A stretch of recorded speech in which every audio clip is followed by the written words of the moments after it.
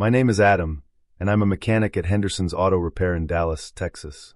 I've been turning wrenches for 15 years now, and I thought I had my life figured out. I was married to Kelly for 12 years. We had a nice house in the suburbs, and everything seemed normal. But sometimes normal is just a mask covering something much darker. It was March 15th, my 35th birthday. I woke up that morning with a strange feeling in my gut, like something was off. Kelly's side of the bed was already empty, which wasn't unusual since she always got up early for work. But there was no happy birthday kiss, no smell of coffee brewing, nothing. I found a hastily written note on the kitchen counter.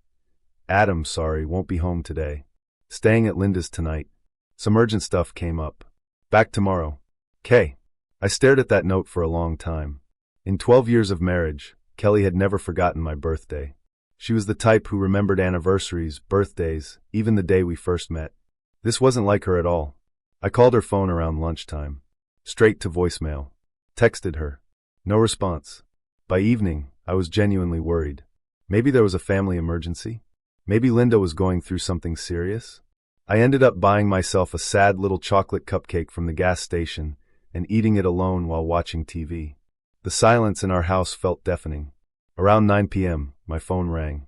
Linda's name flashed on the screen. Adam, happy birthday. Linda's cheerful voice came through the speaker. Thanks, Linda, I replied, trying to hide my disappointment. So how did Kelly surprise you this year? Last year's party was amazing. I hesitated.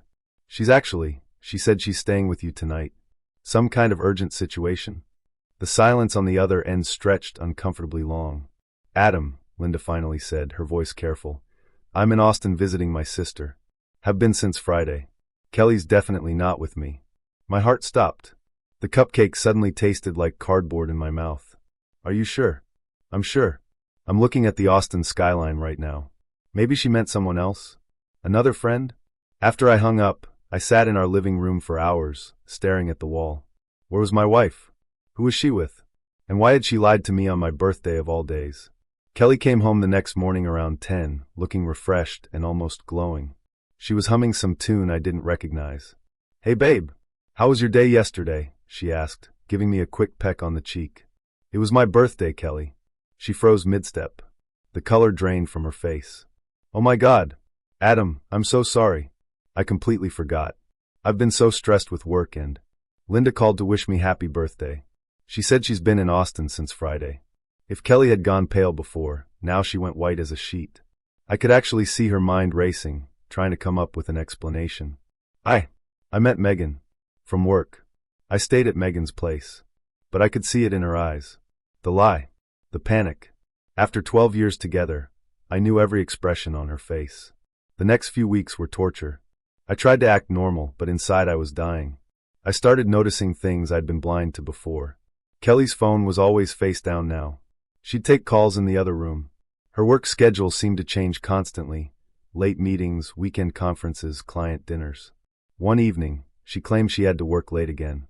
I decided to bring her some coffee as a surprise. When I got to her office building, the security guard looked at me strangely. Sir, the building's been closed since 6. Everyone cleared out hours ago. I drove home in a daze and waited. Kelly didn't come home until almost midnight. How was the late meeting? I asked casually. Exhausting. So much paperwork, she replied without looking at me. That's when I knew for certain. My wife was having an affair. But I didn't confront her. Not yet. Something inside me needed to know more. How long had this been going on? Who was he? Did she love him? I became a detective in my own home. I started paying attention to patterns. Kelly would disappear for hours on weekends, claiming she was shopping or at the gym. She'd come back happy, relaxed, sometimes smelling like cologne that definitely wasn't mine. Our physical relationship had completely dried up. She always had excuses, headaches, tiredness, stress from work. We were like roommates who happened to share a house. The breaking point came 3 months later. Kelly's cousin was getting married, and the whole family was invited. It was going to be a big celebration in Houston.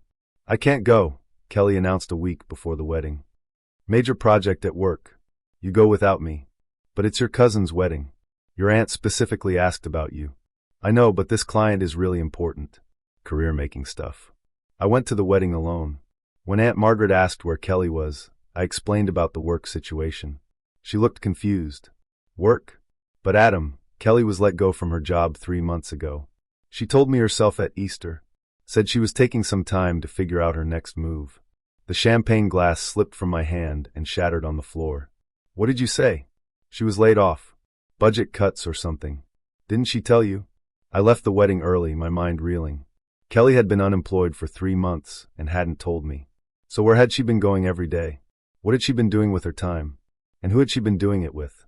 I got home around 10 p.m. Kelly wasn't there. I sat in the dark, waiting. She finally walked through the door at 1 a.m., clearly not expecting me back so soon. Adam, you're home early. How was the wedding? Your aunt said you lost your job 3 months ago. The silence was deafening. I could hear the grandfather clock in the hallway ticking. I didn't want to worry you. Yes, they had layoffs, but I found something new right away. Where? Preston Real Estate. Downtown. Show me your employment contract. What? Show me the paperwork from this new job, Kelly. Her eyes filled with tears. Why don't you trust me anymore? Because you lied to me. On my birthday. About where you were sleeping. And now I find out you've been lying about having a job for 3 months. What else have you been lying about? That's when everything came crashing down. Between sobs, Kelly confessed. There was another man. His name was Vincent. They'd met at a coffee shop 6 months ago. It started innocent. Just conversations, then coffee dates, then... It just happened, Adam. I never meant for it to happen. Were you with him on my birthday? She couldn't look at me. That was answer enough. Where do you go during the day? His apartment. Sometimes we take day trips. He's really successful. He owns a construction company. Each detail was like a knife to my chest. While I was working my ass off at the garage, covered in grease and thinking about our future together, she was playing house with another man. Do you love him? The question hung in the air for an eternity. I don't know, she finally whispered. Maybe. I felt something die inside me that night. Not just love, but trust, hope, the belief that people could be who they seemed to be. We barely spoke for the next 2 weeks. I slept on the couch. Kelly tried a few times to bring up working things out, but I couldn't even look at her without feeling sick. Then something happened that changed everything. I was at work, under the hood of a Ford pickup, when my phone buzzed. Text message from an unknown number. We need to talk. It's about Kelly and Vincent. Meet me at Denny's on 5th Street tonight at 8. Come alone. A friend. I stared at the message. Who would know about Kelly's affair? And why would they want to talk to me? Against my better judgment, I went to the Denny's that night. I sat in a back booth, nursing a cup of coffee and checking my watch. At exactly 8 p.m., a woman approached my table. She was probably in her early 40s, well-dressed, with tired eyes. Adam, she asked. I nodded. I'm Patricia, Vincent's wife. My blood ran cold. His what? She sat down across from me. He's married. Has been for 16 years. We have 2 teenage daughters. The world tilted. But Kelly said, I'm sure she said a lot of things. Vincent is very good at creating fantasies. He tells his girlfriends whatever they want to hear. Girlfriends? Plural? Patricia's laugh was bitter. Oh honey, you think Kelly is his first affair? Try girlfriend number 4 that I know of. Probably more I haven't found out about. I felt like I was going to be sick. How did you find out about Kelly? I hired a private investigator 6 months ago. I've been documenting everything for the divorce. Your wife isn't just having an affair. She's being played by a serial cheater. She slid a manila envelope across the table. Photos. Hotel receipts. Credit card statements. Vincent has quite the system worked out.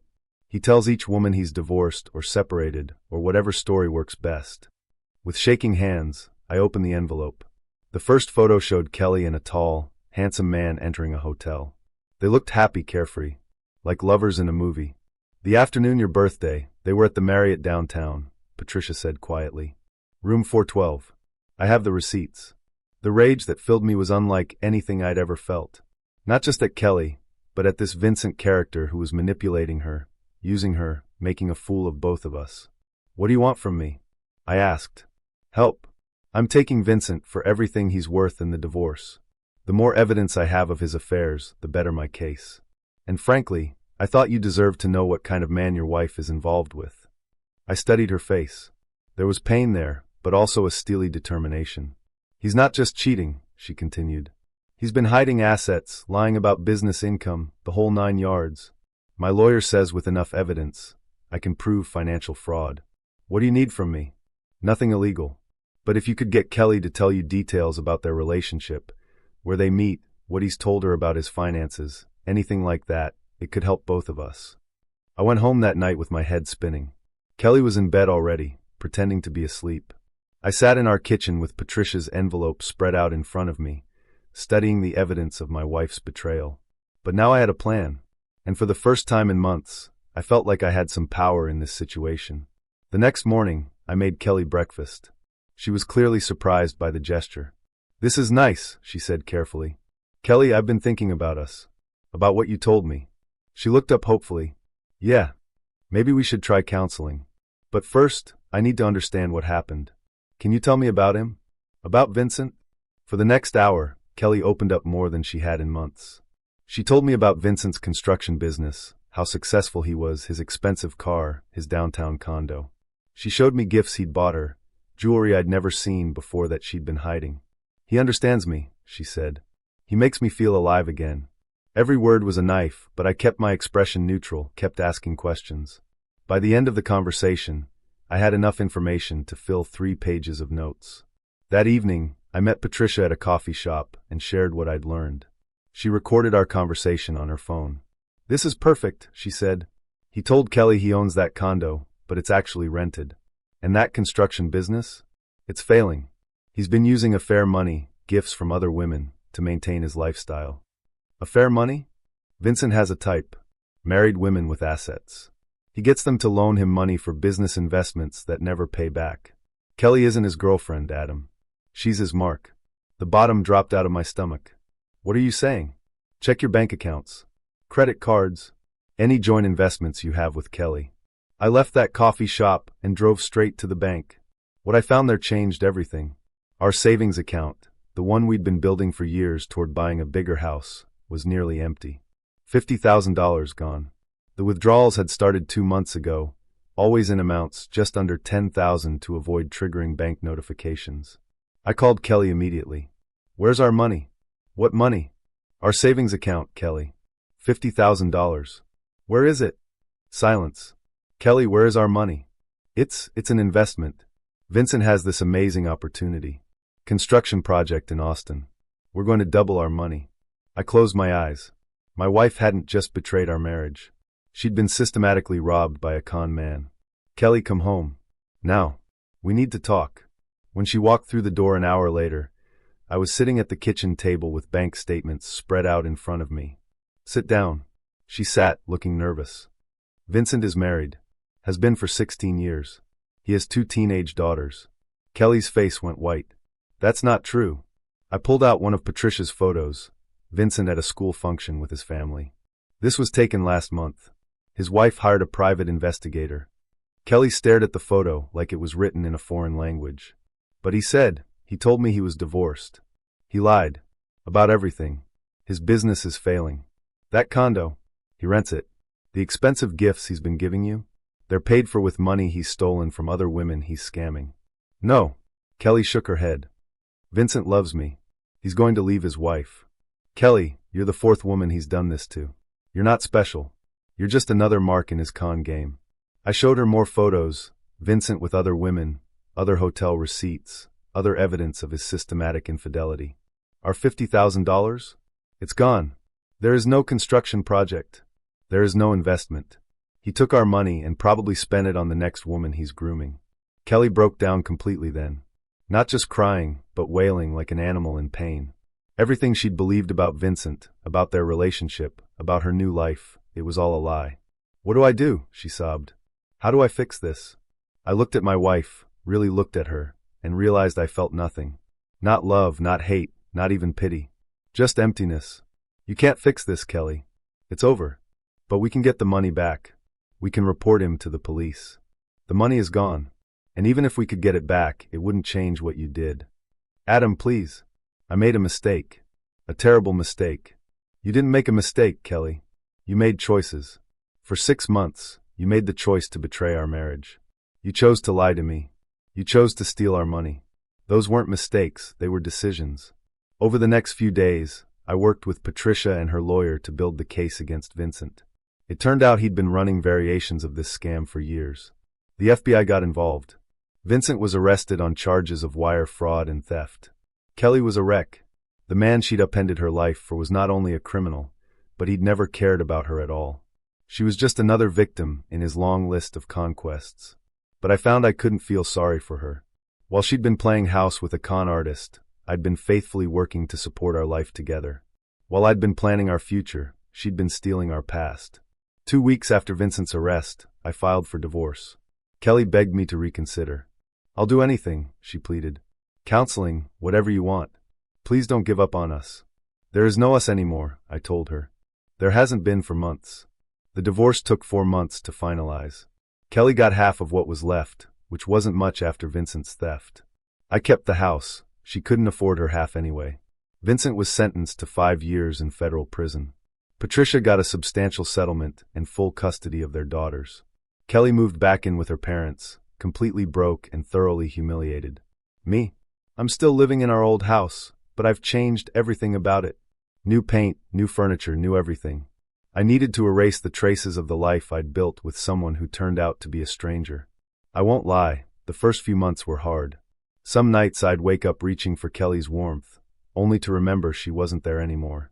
Some days I'd catch myself buying 2 coffee cups out of habit. But slowly I started to heal. I joined a divorce support group, made new friends, started dating again, though I'm taking that very slowly. Last month was my 36th birthday. My friend Marcus threw me a surprise party at the garage after work. All the guys were there, plus some new friends from my support group. We had beer and pizza, and actually laughed until our stomachs hurt. As I was driving home that night, I realized something. This birthday had been better than any I'd had in years. Not because of the party, but because it was honest. Real. No lies, no pretense, no walking on eggshells around someone who was living a double life. I heard through mutual friends that Kelly is working as a waitress now, trying to rebuild her life. She's had to move back in with her parents and declare bankruptcy. Vincent destroyed her as thoroughly as he destroyed our marriage. Do I feel sorry for her? Sometimes late at night I do. She was manipulated by an expert. But then I remember my 35th birthday, the loneliest day of my life, and I remember that she chose to be with another man instead of celebrating with her husband. Some choices you can't come back from. Some betrayals cut too deep to heal. I'm different now than I was before all this happened. More cautious, maybe, but also more sure of what I want and what I won't tolerate. I learned that love without trust is just a beautiful lie, and I'm done living lies. Yesterday I got a letter from Kelly. She wanted to meet for coffee to talk about closure.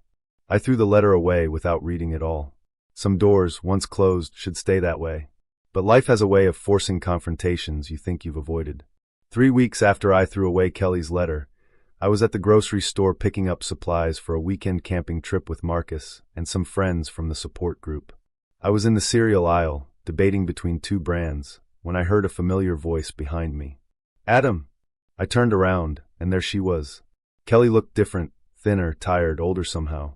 She was wearing a simple uniform with Mel's Diner, embroidered on the pocket.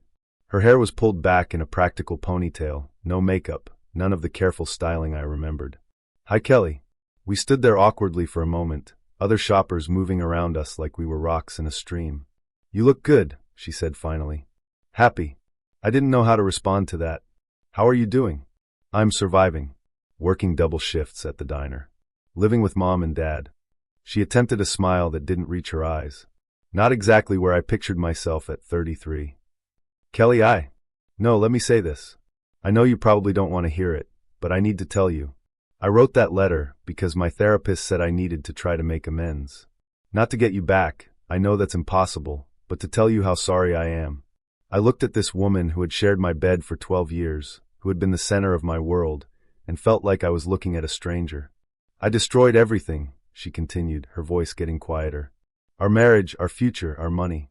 I threw away the best thing in my life for a fantasy that wasn't even real. Kelly, you don't need to." "Yes, I do. You need to know that I understand what I did. It wasn't just cheating, Adam. I betrayed you in every possible way. I lied to your face every single day for months. I stole money that you worked so hard for. I chose another man over you on your birthday." Tears were starting to form in her eyes. I was so stupid, so selfish, so completely blind to what I had. A woman pushing a cart with 2 small children tried to get past us. We moved aside, and the interruption broke some of the tension. "The worst part," Kelly continued, "is that I know I can't fix it. I know there's nothing I can say or do that will make this right. Vincent destroyed my life, but I let him. I made every choice that led to that destruction. Kelly, what do you want from me?" "Nothing. I just wanted you to know that I realize what I lost. And I wanted to tell you that I'm glad you're doing well. You deserve to be happy." She turned to walk away, then stopped and looked back. "Oh, and Adam? Happy belated birthday. For this year and for the one I missed. I hope you have many more good ones." After she disappeared around the corner, I stood there for several minutes, holding a box of cereal and trying to process what had just happened. The encounter had stirred up feelings I thought I'd buried completely. That evening, I called Dr. Peterson, the therapist I'd been seeing since the divorce. I told her about running into Kelly. "How did it make you feel?" Dr. Peterson asked. "Confused. Angry. But also, I don't know. Sad maybe? Sad for her or sad for what you lost?" That was the question, wasn't it? I think sad for what could have been. If she'd made different choices. If she'd been honest with me when she started having doubts about our marriage. Do you think you could ever forgive her? I considered that. Forgive her? Maybe eventually for my own peace of mind. But trust her again? No. Never. Dr. Peterson nodded. Forgiveness and reconciliation are two very different things. You can forgive someone for their sake and yours, but that doesn't mean you have to let them back into your life. That conversation with Dr. Peterson helped clarify something for me.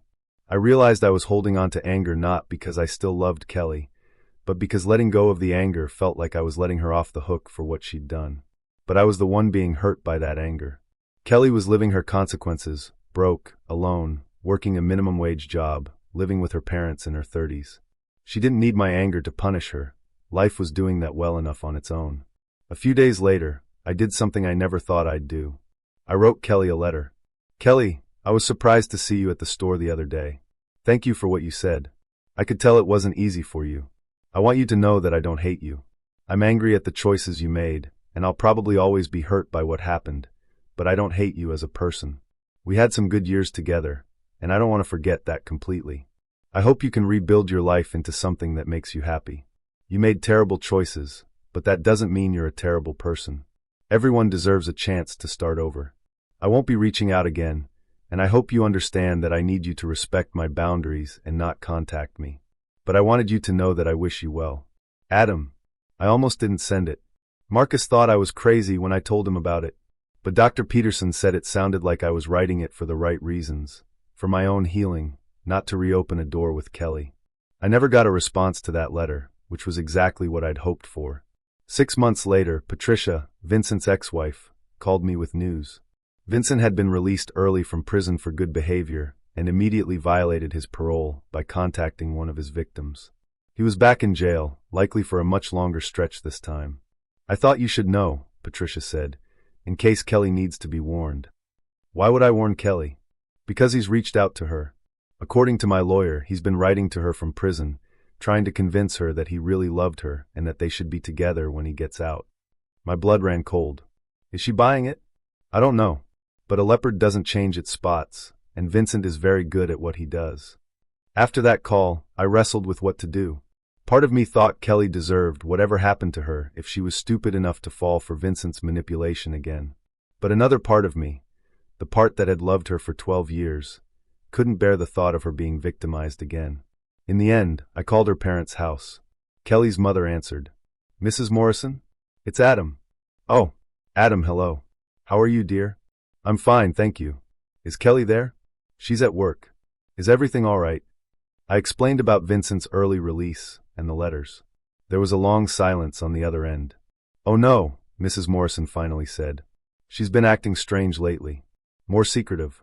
I thought maybe she was just embarrassed about working at the diner, but please talk to her. Vincent is dangerous. He's a career criminal, and he's going to hurt her again if she gives him the chance." "I will. And Adam, thank you for calling. I know you didn't have to." I never found out if Kelly listened to her mother's warning or if she was planning to reconnect with Vincent. A few weeks later, I heard through the grapevine that she'd moved away from Dallas. Some said to Denver, others thought maybe Phoenix. Either way, she was gone, and that chapter of my life was finally, truly closed. I'm 37 now. I've been dating someone, Sarah, a teacher who volunteers at the animal shelter where I started helping out on weekends. She's kind, honest, and refreshingly straightforward. When she tells me she's going somewhere, she goes there. When she says she loves me, I believe her. We're taking things slow. Really slow. But that's okay. I've learned that the best things in life are worth building carefully, with trust as the foundation rather than just passion or convenience. Last month, Sarah asked me about my ex-wife. Not in a jealous way, just curious about what had happened to make me so cautious about relationships. She betrayed me, I told her simply. In every way it's possible to betray someone. Do you think you'll ever fully trust again? It was a fair question. I trust you, I said. Maybe not completely, not yet, but more every day. And I've learned to trust myself again, to trust my instincts, to know when something feels wrong. Sarah nodded. Good. You should trust your instincts. They're probably better now than they were before. She was right. The man I am now would never have ignored the warning signs that I missed with Kelly. Experience, even painful experience, teaches you things that can't be learned any other way. Sometimes I wonder what would have happened if Kelly had just been honest with me from the beginning. If she'd come to me and said she was unhappy, if she'd asked for counseling, if she'd ended our marriage before starting something with someone else. We might have separated amicably. We might even have stayed friends. But she chose deception, and deception has consequences that honesty doesn't. Some bridges, once burned, can't be rebuilt. I'm building a new life now, one day at a time. It's smaller than the life I had before, but it's mine. It's honest. And for the first time in a long time, that feels like enough. Thank you for watching the video to the end. Maybe YouTube will no longer offer you my channel. So subscribe to it by clicking subscribe on the right under the video to receive new interesting stories. Also on the right of the video, there is a playlist with other interesting stories that you can listen to, and you can also write in the comments what stories you would like to see on the channel.